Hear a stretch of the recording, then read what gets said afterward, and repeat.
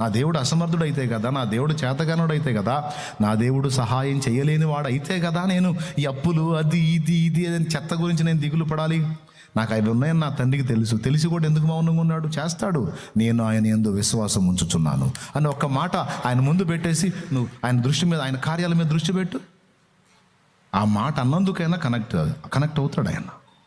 నా మీద ఇంత భరోసా ఉంచి నా బిడ్డ అవన్నీ నా తండ్రి డీల్ చేస్తాడు, తిడతారు, తిట్లు తింటాను, అయినా సరే నేను ముందు నాకు ఆయన కార్యం ముఖ్యం అని ఎప్పుడైతే నీ మైండ్ని నీ విలువకు తగ్గట్టు నువ్వు డైవర్ట్ చేసుకుంటావో అప్పుడు ఇవన్నీ నీకు డీల్ అయిపోతాయి. అవి ఆయన చూసుకుంటాడు.